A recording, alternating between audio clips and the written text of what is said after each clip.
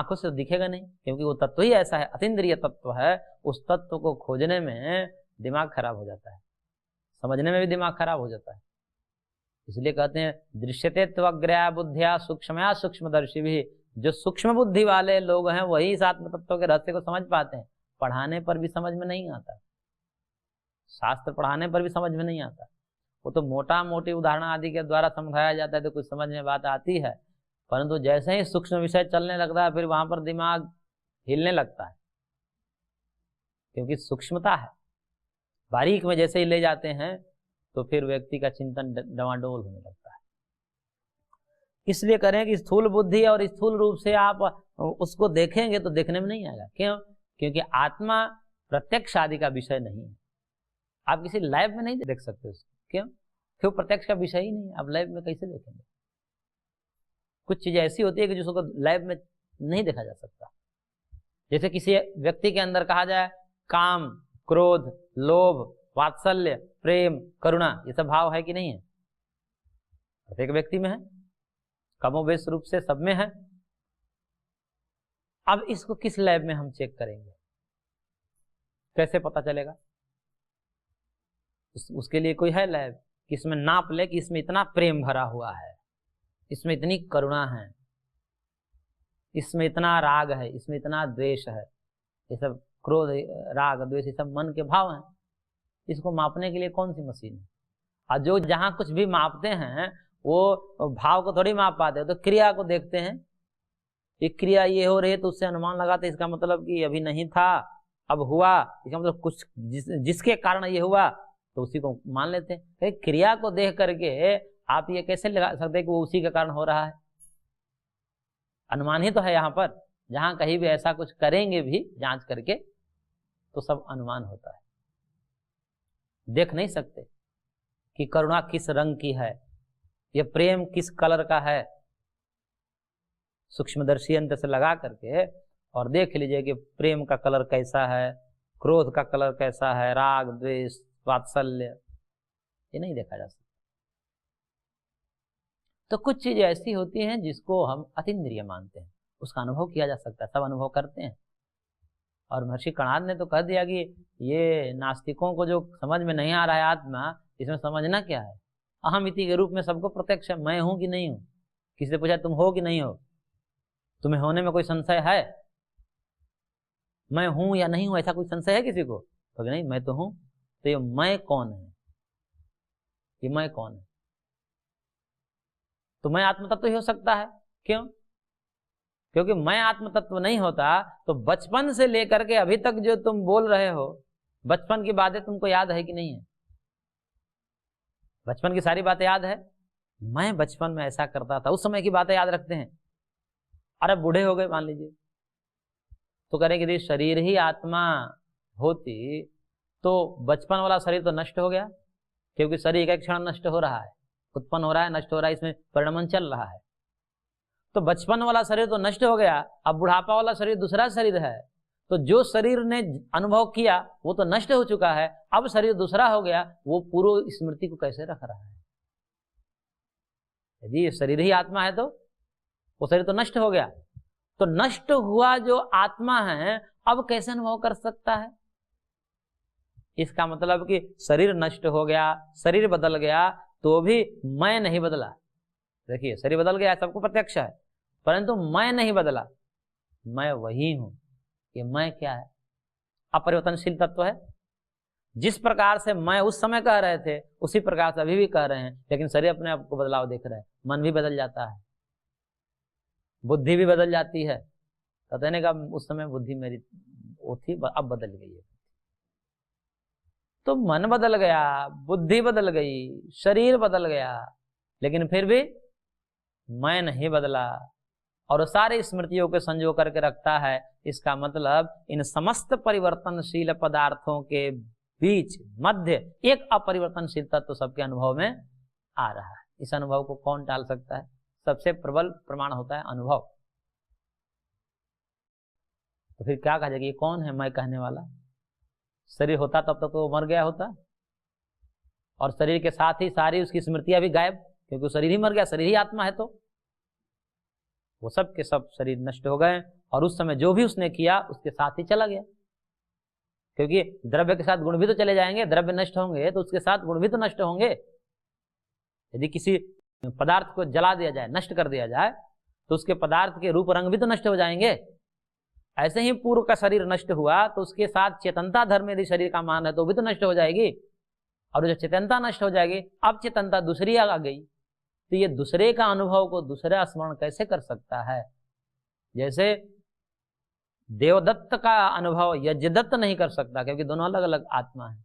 तो देवदत्त ने देखा, उसका स्मरण यज्ञदत्त नहीं कर सकता, और यज्ञदत्त ने जो देखा उसका स्मरण देवदत्त नहीं कर सकता। क्यों? क्योंकि दोनों अलग अलग है। ऐसे ही एक शरीर में भी यदि शरीर का ही धर्म आत्मा मानना पड़े, वहां पर भी आत्मा का भिन्नत्व हो जाएगा, कई आत्माएं हो जाएगी। बचपन की अलग आत्मा, जवानी की अलग आत्मा, बुढ़ापे की अलग आत्मा, यहाँ की एक एक क्षण की अलग आत्मा होने लगेगी। तो ऐसे में स्मृति आदि कौन करेगा? सारी स्मृतियां नष्ट हो जाएंगी, परंतु स्मृतियां हैं, इसलिए कहना पड़ता है कि एक कोई तत्व है जो बदल नहीं रहा है, इन सब बदलावों के बीच वह बदल नहीं है। और दूसरी बात इसमें यह भी है कि यदि चेतनता को शरीर का धर्म मानेंगे तो मूल रूप में शरीर के कारण पंचभूतों में भी चेतनता माननी ही पड़ेगी, क्योंकि कारण से ही कार्य में आता है गुण। और वो जो भूत हैं, वो भूत कितने हैं? मुख्य रूप से 5 भूत हैं, तो 5 भूतों के परमाणु कितने होंगे? यदि 4 भूत भी माना, मान लो कि आकाश को परमाणु नहीं भी माने, तो भी 4 भूत हैं, पृथ्वी, जल, तेज और वायु। इनके परमाणु कितने होंगे? अरबों खरबों परमाणु होंगे। अरबों खरबों परमाणु हैं उसमें, तो उन अरबों खरबों परमाणु में एक एक चेतनता मानेंगे तो एक शरीर में कितनी चेतनता हो जाएगी? तो अरबों खरबों चेतनता हो जाएगी। जैसे कभी कभी किसी में कोई दूसरी आत्मा घुस जाए तो उस व्यक्ति की स्थिति क्या हो जाएगी? पागल हो जाएगा वो। और इस एक शरीर में अरबों खरबों आत्मा को घुसा दें तो एक आत्मा कहेगी कि मैं सोऊंगा, एक कहेगा नहीं मैं जगूंगा, एक कहेगा कि नहीं मैं देखूंगा, बोलेगा नहीं मैं सुनूंगा, क्योंकि अरबों खरबों आत्मा है, सब आत्माएं के संकल्प भिन्न भिन्न होते हैं। तो यहाँ तबाही मच जाएगी एक ही शरीर में, लेकिन तबाही नहीं मच रही। इसका मतलब कि एक ही है कोई, वही सब कर रहा है। तो ऐसे भूतों का धर्म चेतनता मानने में बहुत सारी समस्याएं हैं। इसलिए अनुभव, श्रुति, युक्ति, इन तीनों प्रमाणों से यह सिद्ध होता है कि आत्मा देह से भिन्न है।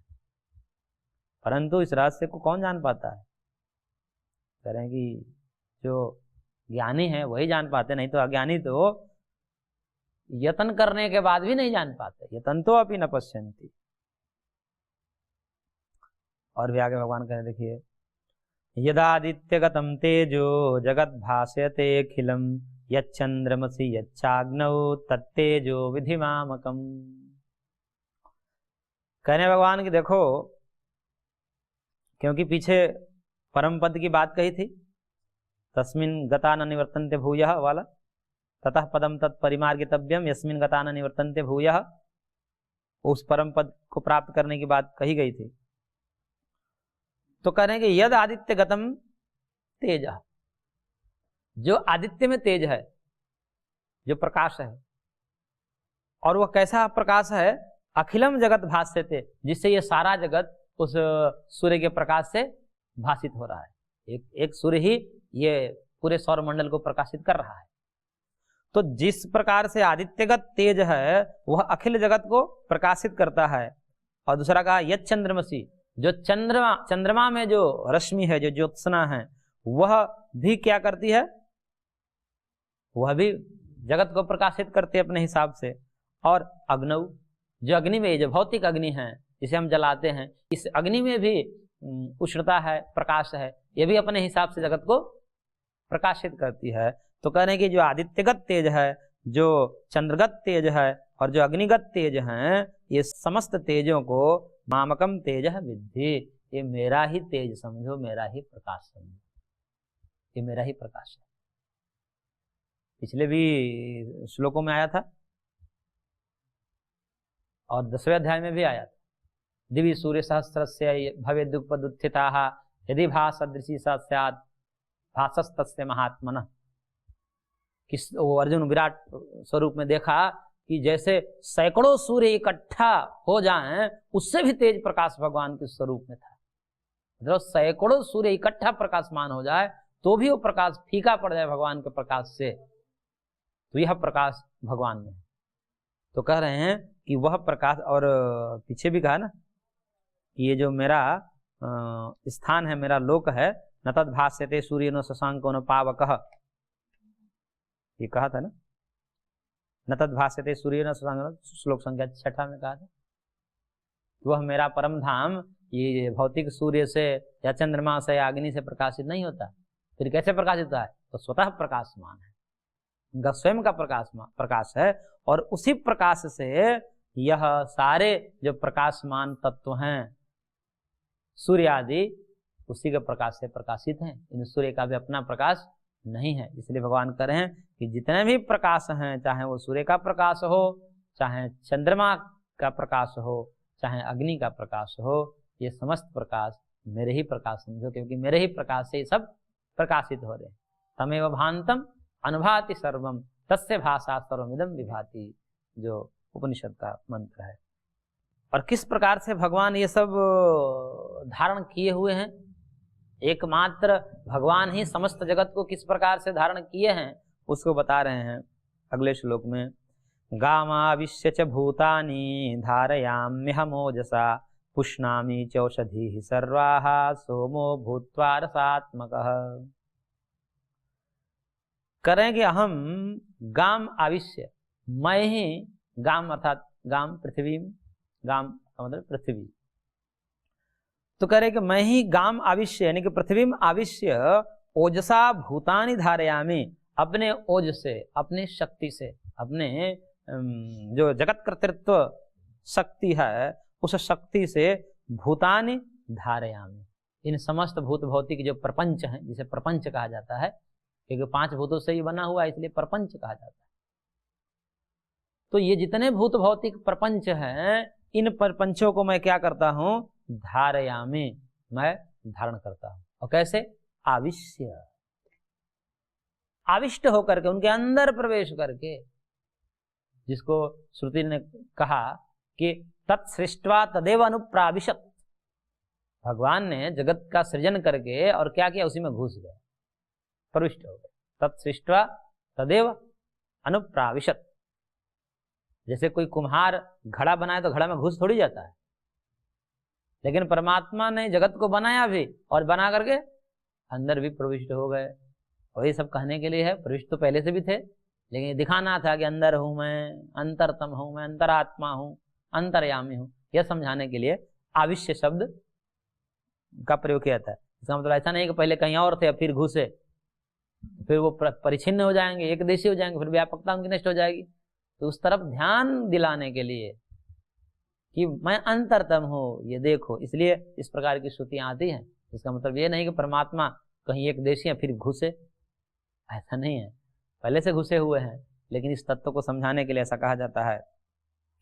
तो ऐसे ही भगवान ने कहा कि मैं इन पृथ्वी में प्रविष्ट होकर के और अपने ओज तेज से, अपने धारणा शक्ति से इसको धारण किया हूं। और यही नहीं, और कह रहे हैं कि रसात्मक सोम भूत्वा, ये जो रसात्मक सोम, सोम को जो है समस्त औषधियों का रस का केंद्र माना जाता है।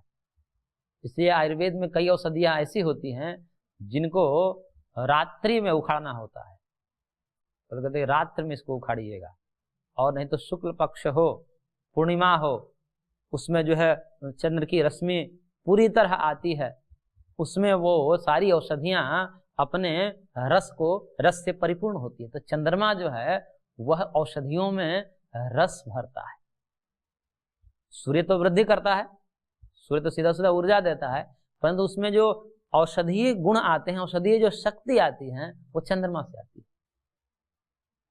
इसलिए कहा भगवान ने कि मैं ही सोमा भूत्वा, ये रसात्मक सोम है, यानी कि रसस्वरूप मानव सोम है जो समस्त औषधियों में रस को भरता है। तो मैं ही सोमा भूत्वा यानी कि चंद्रमा भूत्वा सर्वः औषधि पुष्णामि, समस्त औषधियों को पुष्ट करता हूं, समस्त औषधियों में मैं संजीवनी शक्ति डालता हूँ।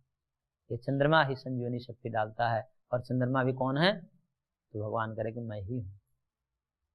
औषधि क्या है? तो औषधि ये व्रीहि यवादि ये सारी औषधियाँ हैं।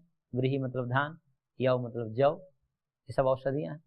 औषधि की परिभाषा ऐसा शास्त्र में दिया गया है कि जो फल लेने के बाद सूख जाए उसे औषधि कहते हैं। जिसमें फल लगे और फल लगते ही पकने के बाद वो पौधा ही सूख जाए उसको औषधि कहते हैं। तो धान गेहूं को भी औषधि कहा गया है, क्योंकि ये भी पकने के बाद सूख जाते हैं। तो ये सारी औषधियों में रस भरने का काम सोम का है। अब भगवान करेगा सोम भी मैं ही हूं। मानो जितने भी औषधियों में जीवनीय शक्ति आ रही है, औषधीय शक्ति आ रही है, मेरे से ही आ रही है। और अगली बात बहुत बेजोड़ कर रहे हैं भगवान, कहने का हम वैश्वानरो भूत्वा प्राणिनाम देहमाश्रितः प्राणापान समायुक्तः पचाम्यन्नम चतुर्विधम। कह रहे कि मैं ही अहम प्राणिनाम देहम आश्रितः, मैं ही इन प्राणियों के देह में आश्रित होकर के, क्योंकि मैं सब जगह हूं तो इन प्राणियों में भी हूं, तो इन प्राणियों के देह में आश्रित जो है, और कैसे? प्राणापान समायुक्त, प्राण अपान समान इत्यादि जो ये वायु है, प्राण वायु समान वायु इत्यादि, प्राण अपान इत्यादि से समायुक्त है, युक्त होकर के कौन? वैश्वानर। वैश्वानर बोलते हैं जठराग्नि को। वैश्वानर अग्नि, ये जठर में जो अग्नि है जो अन्न को पचाती है उसको कहते हैं वैश्वानर। वैसे वैश्वानर शब्द भगवान के लिए भी आता है। वैश्वानर साधारण शब्द विशेषात ब्रह्मसूत्र है, उस ब्रह्मसूत्र में वैश्वानर शब्द से परमात्मा को भी कहा जाता है, और लेकिन यहाँ वैश्वानर शब्द से जठर की अग्नि को भी वैश्वानर शब्द से कहा जाता है। तो भगवान करें कि ये समस्त प्राणियों के देह में आश्रित जो अपान आदि वायुओं से युक्त होकर के जो जठराग्नि है, ये मैं ही हूं। तो ये मैं ही जठराग्नि हूं जो समस्त प्राणियों में वैश्वानर भूत्वा चतुर्विधम अन्नम पचामी, ये 4 प्रकार के जो भी अन्न खाता है जीव, मैं उसको भस्म कर देता हूं, पचा देता हूं, ये मैं ही हूं। वो 4 प्रकार के अन्न कौन से हैं? तो एक तो खाद्य हैं, एक पेय है, एक चोष्य है, और एक लेह्य है। एक तो चबाकर खाने वाला अन्न आदि भात रोटी, और एक पीने वाला दुग्ध इत्यादि जूस दूध इत्यादि, और चोष्य, चोष्य मतलब चूसने वाले, जामर आदि चूसते हैं, और लेह्य मतलब चाटने वाला, चटनी इत्यादि। ये 4 ही प्रकार के हम खाते हैं। इन्हीं सब में 4 ही प्रकार में सारा खाने वाले पदार्थ आ जाते हैं। तो ये जितने भी 4 प्रकार के पदार्थ होते हैं, अन्न होते हैं, अन्न का मतलब जो भी खाते हैं वो सब अन्न है। जिसको भी खाया जाए वो सब के सब अन्न कहलाते हैं। इसलिए अन्न का मतलब केवल अन्न ही अन्न नहीं है, अब ये दुग्ध आदि भी अन्न के अंतर्गत आते हैं, क्योंकि यहाँ पर चतुर्विधम अन्नम कहा। चतुर्विधम अन्नम, 4 प्रकार के अन्न, तो इसका मतलब पेय भी अन्न है, जल भी अन्न है, जो भी खाया जाता है, जो भी इस मुख के माध्यम से उदर में जाता है, वो सब अन्न के अंतर्गत ही आएंगे। तो कह रहे हैं कि भगवान मैं ही जठराग्नि होकर के और 4 प्रकार के अन्नों को पचाता हूं, अन्यथा ये पच भी नहीं पाए। ये भगवान न होवे जठराग्नि के रूप में, वही कभी मंद पड़ जाते हैं भगवान उसके कर्मों से। जीवों के अपने कर्म, पाप कर्म करते हैं, तो जठराग्नि मंद पड़ जाती है, फिर पचता नहीं है भोजन, फिर रोगी हो जाता है, फिर दुख भी देने लगते हैं भगवान। देखिए शरीर में ही रहकर कैसा नियंत्रण कर रहे हैं, ये भगवान ही है। तो इस प्रकार से वैश्वानर अग्नि होकर के, जठराग्नि होकर के मैं ही ये सारे प्रकार के अन्न, जो खाए पिए अन्न है, उसको पचाता हूं। इसलिए इस दृष्टिकोण से यदि इस दृष्टिकोण को कोई मान भी ले ठीक ठीक, तो ये जठराग्नि को भगवान का स्वरूप मान करके, इसलिए उपनिषद आदि में खाने के विधान बताए गए हैं, कैसे खाना चाहिए। तो बोला कि ये जठर में अग्नि जो है भगवान मानो, और जो भी खा रहे इसको आहुति मानो, ये अग्नि हो गई। कि अग्नि जठराग्नि में साक्षात भगवान करेगा मैं ही हूँ। वैसे भी अग्नि को जो है भगवान का रूप माना जाता है। अग्नि न यसुपथार आय यस्मान, तो अग्नि भगवान का बात, अग्नि भगवान है। तो उस जठर में जो विद्यमान अग्नि है उसमें हम कैसी आहुति डालेंगे फिर? और खाने के लिए कहा कि भोजन जब पाते हैं उस समय भाव कैसा होना चाहिए कि जठर में मानो भगवान है अग्नि रूप में, तो जैसे आहुति को हम क्या मान लेते हैं, सामान्य अग्नि नहीं मानते, यज्ञाग्नि को सामान्य अग्नि नहीं मानते, वो विशेष अग्नि मानते हैं। उसमें जो प्रक्षेप होने वाले द्रव्य हैं वो सात्विक द्रव्य होते हैं, और वो भी सात्विक द्रव्य भी अन्याय से उपार्जित नहीं होने चाहिए। सात्विक तो है परंतु अन्याय से उपार्जित है। चोरी डकैती और जो है मिलावटखोरी, नाना प्रकार के पाप कर्म करके वो कमाया है, और उससे यदि हवन करते हैं तो निष्फल होता है, उसका कोई फल नहीं होता, उल्टे पाप लगता है। तो इसलिए यहां भी वही अग्नि है, भगवान कह रहे हैं कि मैं ही हूं। तो इसमें भी जो हम अन्न डाल रहे हैं, एक तो प्रथम सात्विक होना चाहिए। अब इसमें तो मांस मदिरा आदि तो जा नहीं सकते, ऐसा जो मान लिया भगवान कहेगा अब किसी मंदिर में मांस मदिरा चले तो क्या तामसिक हो जाएगा, तो कोई मतलब की बात है। विधिहीनम अशिष्टान्नम मंत्रहीनम दक्षिणम श्रद्धा विरहितम यज्ञम तामसम परिचक्षते, आगे भगवान कहेंगे ये तामस हो जाता है, निम्न कोटि, थर्ड क्लास का, कोई फल नहीं मिलता इसका, पाप लगता है उल्टे। थर्ड क्लास के जितने काम होते हैं वो सब पाप कर्म होते हैं।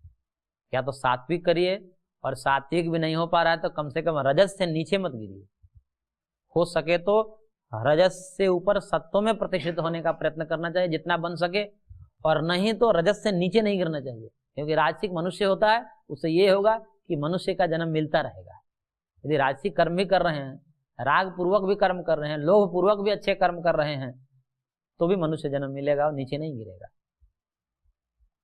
लेकिन लोभ पूर्वक पाप कर्म करने लगा तो फिर तो वो नीचे जाएगा, नरक आदि में जाएगा, दुख योनि में जाएगा। इसलिए इस जठराग्नि में भी कैसा अन्न जाएगा, प्रथम तो सात्विक होगा, वो सात्विक अन्न ही डाला जा सकता है, क्योंकि भगवान को भोग लग रहा है, आहुति पड़ रही है, और वो भी अन्याय से उपार्जित नहीं होना चाहिए, पाप से उपार्जित नहीं होना चाहिए। अब पाप से उपार्जित खा रहे हैं तो भगवान के मंदिर में हो जाएगा, नहीं जाएगा, कोई नहीं फल मिलेगा, पाप लगेगा। तो इस प्रकार से कोई भावना रखे तो मानो वो व्यक्ति नहीं खा रहा है, अब वो भोक्ता नहीं बनेगा। खाते हुए भी, ये समस्त पदार्थ का भोग करते हुए भी जीव उसका भोक्ता नहीं बनेगा जब इस भाव से ग्रहण करेगा तो। अन्यथा फिर वो राग द्वेष पूर्वक करेगा, राग पूर्वक खाएगा, राग पूर्वक खाने से फिर उसकी वासना बनेगी, फिर वासना से फिर वो जन्म और सब चलता रहेगा।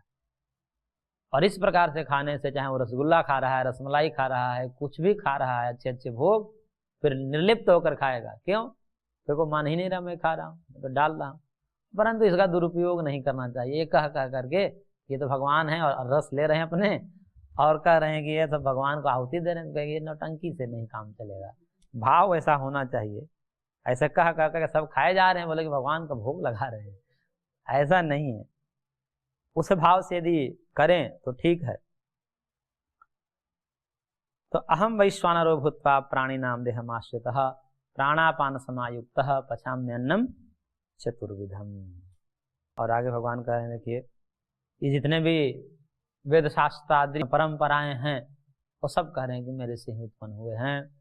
उसके लिए कह रहे हैं सर्वस्य चाहम हृदय सन्निविष्टो मत्त स्मृति जानमपोहनम च वेदैश्च सर्वैरहमेव वेद्यो वेदांत कृतवेद विदेव चाहम। कह रहे भगवान कि हम सर्वस्य हृदय सन्निविष्टः, मैं ही समस्त प्राणियों के हृदय में सन्निविष्ट हूँ, विराजमान हूँ। मत्तः स्मृति ज्ञानम, मेरे से ही जीवों में स्मृति है, ज्ञान है। अपने आप को कोई स्मृतिवान बहुत बड़ा बन रहा हो कि मेरे को तो इतने शास्त्र याद हैं, मेरे को तो बहुत स्मृति है, तो भगवान करेगा मत्तः एव, मेरे से ही है, इसलिए अहंकार मत करो। मत्तः स्मृति, और जो भी ज्ञान है, जितने भी ज्ञान विज्ञान है किसी जीव के पास, तो करेगा मत्तः, मेरे से ही है। इसलिए ज्ञानी होने की भी घमंड नहीं करना चाहिए, अभिमान नहीं करना चाहिए। क्यों? जब अभिमान कर देगा तो भगवान करेगा केवल देने का भी हाल नहीं जानता हूं मैं, लेने का भी हाल जानता हूं, खींच लूंगा। और कह रहे हैं कि स्मृति ज्ञानम च और अपोहनम च, अपोहन भी कर लेता हूँ, खींच भी लेता हूँ, स्मृति और ज्ञान सब भ्रष्ट कर दूंगा। यदि पाप कर्म करोगे तो फिर स्मृति को भी लुप्त कर दूंगा, ऐन मौके पर स्मृति आएगी ही नहीं तुम्हें क्या करना ना करना, और ज्ञान भी सब फीका पड़ जाएगा, इसलिए मैं खींच भी लेता हूँ, अपहन भी कर लेता हूँ। सर्वै वेदै अहमेव वेद्यः, ये जितने वेद हैं ऋक् साम यजुरेव च, ये सारे मैं ही हूँ। तो सब वेदों द्वारा अहमेव वेद्यः, उन सब वेदों के द्वारा मैं ही एकमात्र प्रतिपाद्य हूँ। ये समस्त वेदों का सार मैं ही हूँ, कहने का तात्पर्य है। सारा वेद शास्त्र का सार क्या है? भगवान है। समस्त वेद पढ़ लीजिए, और यदि भगवत प्राप्ति की तरफ उसका झुकाव नहीं है तो कहेगा कुछ पढ़ने का मतलब नहीं। समस्त वेद शास्त्र का तात्पर्य है भगवत प्राप्ति करो, भगवान की प्राप्ति में जुट जाओ। और यदि नहीं जुट रहा है समझे कि वो वेद शास्त्र नहीं पढ़ा, समझा ही नहीं वेद शास्त्र के रहस्य को। तो इस प्रकार से वेदैश्च सर्वैरहमेव वेद्यः, और वेदांत कृत वेद विदेव चाहम, और वेदांत कृत, ये वेदांत का कर्ता भी मैं ही हूं। वास्तव में वेदांत का कर्ता भगवान है।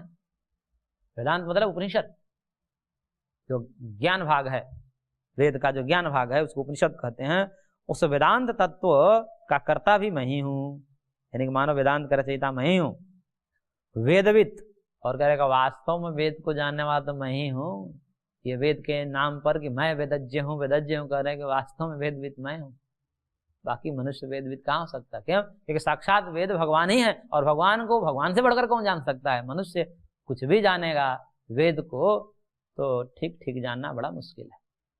इसलिए तो वेद के भाष्यकार भी अलग अलग हो जाते हैं, किसका सही मानेंगे? तो कह रहे हैं कि वास्तव में जब जानते हैं तो ऐसा भेद क्यों होता? वेद नहीं हो सकता। तो कह रहे वास्तव में वेद को कौन जानता है? बोले मैं जानता हूं।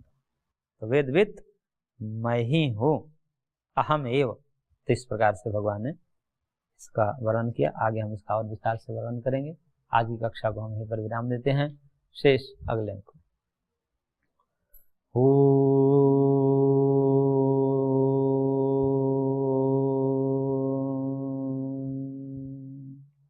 शांति शांति शांति।